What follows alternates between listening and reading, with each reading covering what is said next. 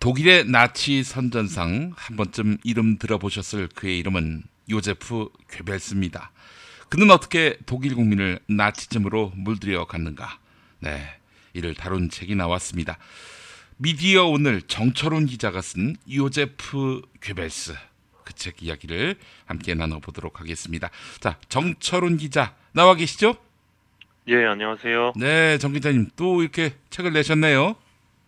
예, 뭐, 내게 됐습니다. 예. 기획하고 내신 책입니까? 아니면은 그동안에 발표했던 기사들을 잘 엮어서 내신 책입니까? 작년에 제가 손석희 저널리즘이라는 책을 냈는데요. 그러셨죠. 예.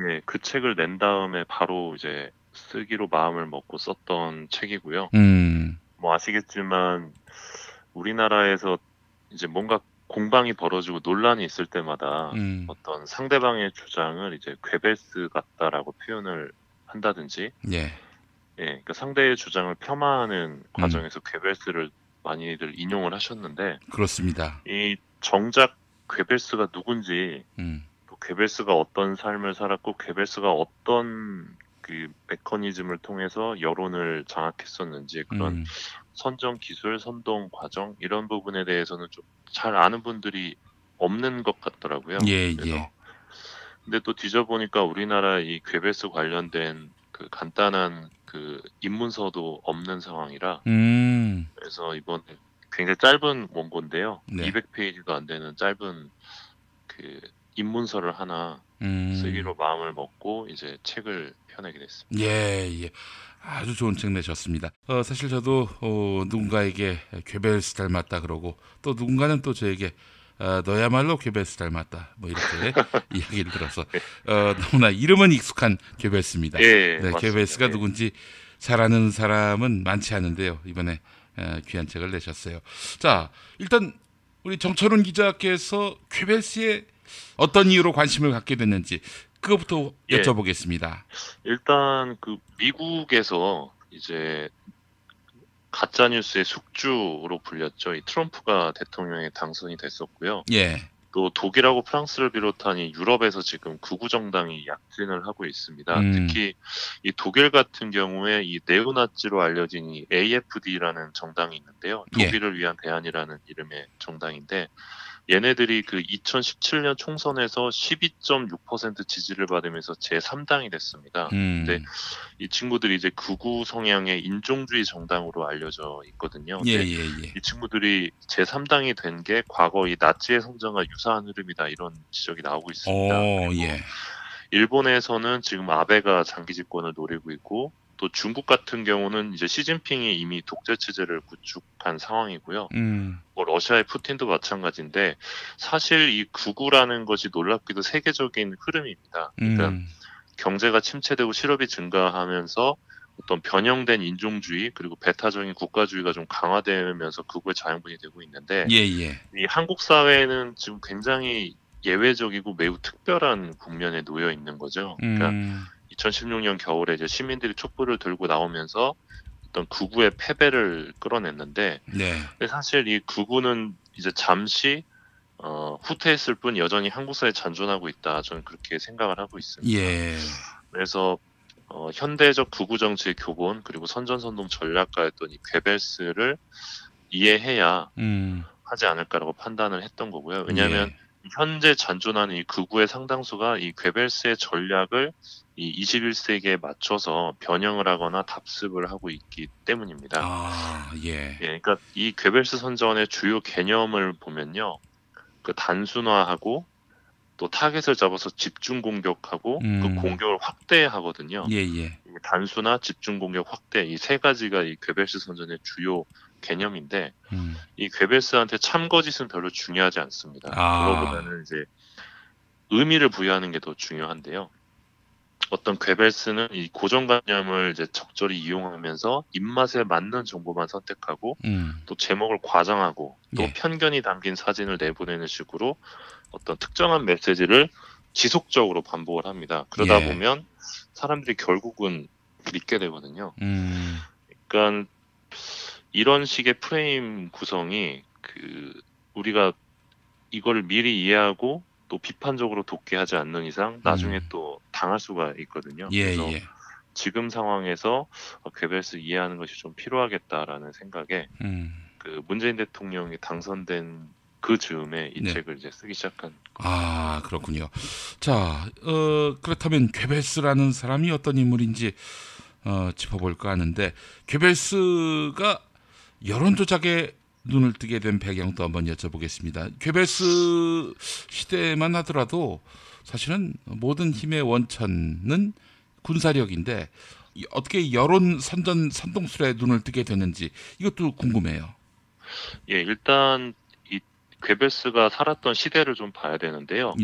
이 1897년에 이 사람이 이제 태어나는데 이 1897년 이제 일명 괴벨스 세대가 이 역사상 최악의 세대입니다. 그러니까 17살 나이에 이제 1차 세계대전을 경험을 했고요. 그리고 직장을 잡고 이제 좀 가정을 꾸릴 무렵인 이제 32살에 이제 세계 대공황을 겪었고요. 그런 다음에 이제 집안의 가장으로서 사회 주축이 되는 42살에 이제 또 2차 세계대전을 겪었습니다. 그러니까 뭘 해보고 싶어도 할 수 없는 세대가 이제 1897년 세대인데, 이 당시에 뭐 독일을 비롯한 이제 그 유럽의 상황이 어떤 살인적인 인플레이션 그리고 실업난, 특히 이제 독일이 여기 심했는데요. 그래서 많은 사람들이 이 바이마르 공화국을 저주를 하면서 힘겹게 이제 살아가고 있었는데, 그때는 이제 젊은이들한테 뭐 로또도 없었고 비트코인도 없었기 때문에 희망이 사치였던 거죠. 그래서 이 괴벨스도 마찬가지로 이제 희망이 없는 삶을 살다가 어떤 그 혁명을 꿈꾸게 되는데요. 이 사람이 원래는 이제 사회주의자로 시작을 했었는데 점점 이제 히틀러에 빠지게 되고 자신을 이제 예술가라고 생각하고 이제 국민들은 이제 내가 깎아내야 할 돌 이렇게 비유를 하기 시작합니다. 그러니까 자기가 예술 행위를 하는 거죠. 국민들을 상대로 자기가 원하는 대로 이제 국민들을 만들어내겠다라는 거죠. 국민들의 의식을 관련해 가지고 좀 보면 이 괴벨스는 이 지금과 같은 혼란의 시대를 정리하기 위해서는 이 소수의 혁명가가 이 관료주의를 무시하고 일명 쓰레기들을 일시에 정리해야 한다 이런 좀 과격한 생각을 갖고 있었고요. 역사에 대한 책임은 우리가 질 테니 너희는 따라와라 이런 주장을 펴기도 했습니다. 그러면서 국민들을 이제 자기가 원하는 대로 깎아내고 이제 만들어내기 위해서 이제 여론 조작에 집중을 하게 되는데요. 이 괴벨스는 원래 이 언론사 입사 지망생이었습니다. 이 언론인이 꿈이었는데 이제 번번이 언론사에 떨어집니다. 입사에 실패를 하고 그 뒤에 이제 은행에 입사를 하는데 은행에서도 얼마 못 버티고 이제 실직자가 되는데요. 그러다가 이제 그 나치에서 만드는 기관지에서 이제 글을 쓰기 시작하는데 거기서 이제 본인의 재능을 발견을 하게 되는 겁니다. 언론인이 됐군요. 네, 이제 나치의 기관지인 공격이라는 기관지인데요. 그 기관지의 편집장을 맡게 되는데 그러면서 이제 여론 조작에 집중을 하게 되고요. 이제 당시 이제 그 언론에 대한 괴벨스의 관점은 언론은 곧 선전이다 이렇게 생각을 합니다. 그래서 본질적으로 언론은 선전이다 이렇게 생각을 했고요. 또 오늘날 어떤 언론의 주요 가치라고 할 수 있는 뭐 불편부당성, 객관성, 공정성 이런 가치들에 대해서 괴벨스는 처음부터 뭐 받아들일 생각도 없었고 애초에 그런 가치는 존재할 수도 없고 그런 가치를 누군가가 주요하게 강조하는 것 또한 선전의 일부다 이렇게 생각을 했습니다. 그리고 기자들을 가리키면서는 기자들은 무책임한 낙서꾼이다 이런 표현을 하기도 했는데 본질적으로 이제 기자들은 어떤 통제의 대상으로 바라보고 있었습니다. 그런 상황에서 이제 나치가 정권을 잡고 선전장관이 되면서 이제 본격적으로 여론 조작에 나서게 되는 겁니다. 국민의 생각과 신념을 얼마든지 조작할 수 있다라는 그런 믿음을 갖게 된 계기가 공격이라는 나치 기관지에 들어가서 언론이 된 이후였다. 아주 좋은 거 배웠습니다. 본격적으로 자, 괴벨스가 어떤 전략, 어떤 계략을 써서 이렇게 국민들을 현혹하게 했는지 이 부분도 상당히 궁금합니다. 일단 듣고 나면 굉장히 익숙한 전략인데요. 예, 예, 예. 일단 괴벨스는 선전장관이 되면서 이 프로이센에서 사라져야 할 블랙리스트를 작성합니다. 야, 고전이구나, 고전, 이게. 예, 아유, 예. 그래서 예, 예. 블랙리스트를 바로 작성을 하고요. 예. 또 이제 뉴스 통신사들을 통폐합을 합니다. 아, 연합뉴스 같은. 맞습니다. 그 전두환 정권 때도 이제 언론 통폐합이 있었죠. 예, 않습니까? 예. 그때 이제 1980년에 뭐 당시 이제 허문도 씨, 그러니까 허문도 씨를 뭐 한국의 괴벨스라고 부르는 분도 계시는데 조선일보 출신이었죠. 예, 맞습니다. 예. 그분 주도로 이제 그 당시에 언론 통폐합이 있었는데 이제 이미 괴벨스가 수십 년 전에 했던 전략이고요. 예, 예. 그리고 편집인 법률이라는 걸 만들어 가지고요. 그 지면 책임을 이제 편집인까지 지도록 합니다. 그래서 편집인이 국가의 간섭을 받게 됐고요. 또 괴벨스의 마음에 안 들면 이제 바로 수용소로 보내졌습니다. 예. 그러니까 뭐 삼천교육대 같은 느낌으로 보시면 되고요. 예, 예.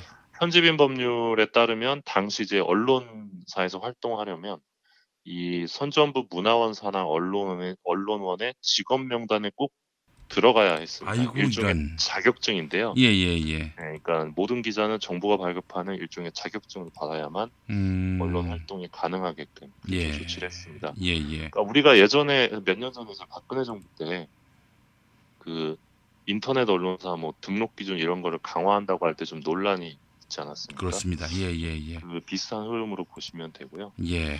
그 당시에 또 이제 선전부 수석 차관이 관장하던 이 국내 신문국에서 신문을 통제하면서 이 논설 길이 그리고 지면 위치까지 이제 지정을 했는데요. 보도 지침하고 똑같다고 보시면 됩니다. 예. 아유, 뭐 한치의 오차도 없네요. 뭐 있는 그대로네요. 예. 예, 맞습니다. 그리고 이제 그 당시 제국 정부에서 언론 심의회를 만들어 가지고 이제 거기서 이제 어떤 지시와 지령을 내리면서 언론을 통제했는데 예. 이 회의는 이제 방향 설정이라는 회의로 불렸고요. 예. 1933년 나치가 집권하고 나서 1945년에 이제 패망할 때까지 지시사항이 7만 5천여 건으로 추정되고 있습니다. 그렇군요. 예, 그리고 이제 괴벨스 하면 이제 빼놓을 수 없는 게 라디오인데요. 예, 예. 이제 그 당시 라디오가 굉장히 선진적인 미디어였습니다. 맞습니다. 예. 이 부분을 이제 괴벨스가 굉장히 빠르게 캐치를 했고요. 라디오 분야에서 독점적인 그 지배권을 행사했습니다. 괴벨스가. 그러면서 이 라디오는 본질상 권위주의적이다 이렇게 판단을 하면서 대중 선동에 있어서 가장 중요한 도구로 받아들입니다. 예. 그러니까 그 당시에는 TV도 없고 문맹률도 좀 높던 시절인데 오직 라디오만이 전 국민을 완벽하게 장악할 수 있도록 해준다라고 이제 판단을 했던 것인데요. 그래서 제일 먼저 한 것이 뭐냐, 이제 전 국민들이 라디오를 쉽게 들을 수 있게끔 이 방송국 네트워크를 확장을 하고 길거리, 광장에 이제 스피커 기둥을 설치하고요. 저렴한 장비를 만듭니다. 그래서 국민 수신기라는 이제 아주 값싼 라디오를 만들어서 보급을 하게 되는데요. 모든 국민이 다 라디오를 갖게끔 했어요. 예. 예, 맞습니다. 그래서 요게 훗날 이제 괴벨스의 주둥이라는 표현으로 쓰였는데 예. 이 국민 수신기를 싸게 이제 배포를 하는 식으로 해서 모든 국민들이 이 히틀러의 연설, 괴벨스의 연설을 어디서든 접할 수 있게끔 이렇게 조치를 해서 1933년 이래로 7년간 700만 대가 보급된 걸로 이렇게 나와 있습니다. 예, 이런 식으로 이제 여론을 장악을 했습니다. 예. 예, 제가 알고 있기로는 이런 괴벨스의 전략을 이제 미국이 본따서 극동아시아 지역, 그러니까 중국, 소련, 북한이 인접한 남한에다가 기독교 방송이죠, 종교 방송 CBS를 세워서 그렇게 해서 이 공산주의 국가들을 무너뜨리기 위해서 이렇게 1950년에 CBS를 세우려고 했는데 한국 전쟁이 나는 바람에 휴전 이후죠. 1954년에야 개국하게 했습니다. 근데 참 공교롭게도 1950년대 중반에 이르면서 미국 교계의 판도가 바뀌면서 기독교계의 판도가 바뀌면서 진보 교계가 또 사실 미국 교계를 주도하게 돼서 뭐 공산권을 상대로 한 선전선동은 하지 않았어요. 그래가지고 CBS가 오늘의 이렇게 다소 진보적인 그런 색채의 음. 방송을 할 수 있었던 그런 일들이 있었는데 그 CBS가 사실은 이제 말하자면 공산주의를 붕괴시키기 위한 그런 도구로 이제 활용하려고 했었던 것이죠. 괴벨스 전략을 원용해서. 그런데 이제 여간 괴벨스가 이 라디오를 통해서 국민들을 뭐 자기들 표현으로는 총화 단결을 시켰던 거 아니겠어요? 예, 예. 그렇습니다. 예, 자, 괴벨스의 이런 계략이 나치 정권에 상당한 기여를 했습니다. 결국 그래서 뭐 독일의 국민들을 하나의 어떤 그런 사상으로 뭉칠 수 있게 만들었고, 그래서 예, 사실 하나의 독일로 만들었죠. 네, 예, 그렇게 해서 이제 히틀러 정권이 무너질 때까지 이 독일이 전쟁에서 진다는 낌새도 못 차린 국민들이 많았다고 하더라고요. 예, 맞습니다. 네, 음, 자, 그래요. 책 내용을 다 얘기해 주시면 안 되니까 이 핵심적인 내용은 사서 읽어보셨으면 아, 좋겠고, 예, 자 마지막으로 이 우리 한국 언론에게 주는 시사점이 상당할 것 같습니다. 왜 이 시점에서 괴벨스에 대해서 책을 쓰게 되셨는지에 대한 그런 결론이 될 것 같은데요. 예, 그러니까 사실 너무 좋은 시절에 책을 내게 돼서 책이 안 팔릴 것 같은데요. 어쨌든 뭐 예, 이 괴벨스에게 사실 이 선전의 원동력이었던 거는 음, 증오거든요. 예, 그러니까 증오가 필요했던 거고 이 괴벨스는 다양한 독일인의 증오를 한데 묶을 수 있는 이슈로 이제 유대인을 설정을 음, 했던 겁니다. 예, 그 당시 독일인의 상당수가 이 종교, 경제, 문화적 측면에서 굉장히 특별했던 유대인을 별로 좋아하지 않았거든요. 그래서 음, 괴벨스가 무에서 유를 창조해낸 것이 아니라 어떤 독일인들이 갖고 있던 유대인에 대한 뭐 불편함 이런 음, 것들을 굉장히 이제 지속적으로 반복 심화시키면서 증오로 이끌어낸 것이죠. 예, 예, 그래서 어떤 독일 내에서 발생하는 어떤 뭐 자본주의의 모순이나 혹은 뭐 음, 각종 차별 문제들을 이제 유대인의 문제로 다 귀결을 시킨 겁니다. 기승전 유대인으로 이제 정리를 한 건데요. 예, 아까 처음에 이제 괴벨스 선전의 주요 개념으로 말씀드렸던 이 단순화, 집중 공격, 확대 이 음, 케이스입니다. 예, 예, 예, 어, 이제 유대인을 결핵균으로 묘사를 했고요. 그리고 결핵균, 네, 그리고 이제 공산주의자였던 뭐 마르크스나 트로츠키나 로자 룩셈부르크 모두 다 유대인이었거든요. 음, 이 점을 적극적으로 활용하면서 이제 볼셰비즘, 공산주의와 유대인에 대한 공포, 음, 증오 이런 부분들을 확산시키면서 자신들의 어떤 그 반인권적인 그 독재를 정당화했던 것인데요. 예, 괴벨스의 성과라고 한다면 결국 이제 증오를 효과적으로 생산해낸 점입니다. 예, 그러니까 공산주의자와 유대인에 대한 증오로 이제 독재를 정당화한 건데 음, 한국에서도 마찬가지로 좀 유사한 사례가 있었습니다. 이제 네, 친노 종북이라는 해괴한 프레임인데요. 이 친노 종북이라는 프레임으로 이제 자신들의 권력 쟁취를 좀 정당화하려고 시도했던 이들이 있었거든요. 편의제죠, 편의제. 예, 예, 사실 뭐 변희재 씨도 괴벨스랑 좀 비슷한 부분이 좀 있는데 네, 괴벨스 모르지 않을 거예요, 편의제가. 네, 이 괴벨스가 사실 그 당시 독일에서 가장 많은 이 소송에 휘말렸던 그 음, 인물이거든요. 예, 예, 명예훼손 소송으로. 예, 예, 예, 뭐 근데 그 부분에서는 좀 이제 변희재 씨가 좀 따라하려고 했던 것 같은데 음, 어쨌든 우리 사회에서 한때 이 비극적인 유행어가 있지 않았습니까? 이게 다 노무현 때문이다. 아, 예, 예, 예, 요거랑 좀 비슷한 맥락입니다. 그러니까 이 음, 모든 게 다 유대인 때문이다. 뭐 이런 식으로. 아, 예, 예. 예, 그래서 사실 이런 부분들이 계속 이제 반복되고 있는 건데요. 음, 어떤 그 뭐 특정인이나 특정 인종에 대한 혐오 같은 네, 것들, 예, 그리고 뭐 지역 감정이라든지 뭐 다 이제 비슷한 맥락인데, 음, 향후에 어떤 그 우리나라 경제가 뭐 위기에 빠지거나 또는 뭐 문재인 정부의 지지율이 흔들리고 뭐 내려가고 이럴수록 지금 이제 숨죽이고 기다리고 있는 숨어 있는 그 극우 보수 진영이 다시 이제 뭐 소위 친문 종북 뭐 이런 거를 외칠 수도 있고 또 막 태극기를 들고 이제 거리로 나올 수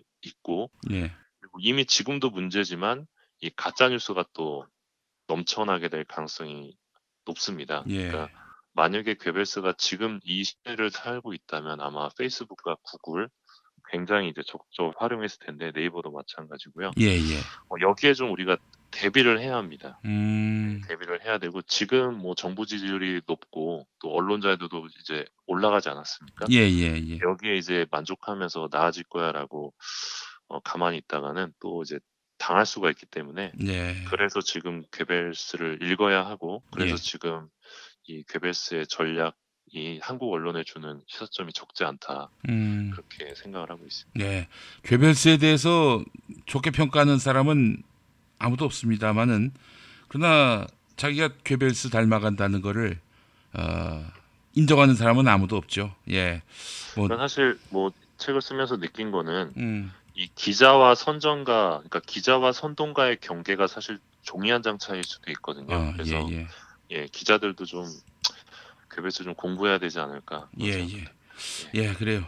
저 역시도 항상 내가 그렇게 비판하던 괴벨스의 모습이 나에겐 없는지 항상 돌아볼 필요가 있을 것 같고요. 또한 그런 괴벨스의 선동 논리가 뭐 비단 특정 정파의 전유물만은 아니다. 우리도 알게 모르게 닮아갈 수 있다. 이런 점을 또 생각하면서 항상 예, 좋은 지적이십니다. 예, 스스로 돌아보고 스스로 또 반성하는 성찰하는 그런 시간들을 가져야 할 줄 믿습니다. 그러기 위해서는 괴벨스를 연구해야 할 테고 그러기 위해서는 바로 정철훈 기자가 쓴 요제프 괴벨스 두껍지 않습니다.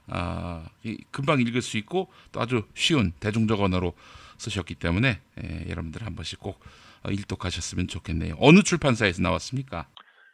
예, 저 인물과 사상사에서.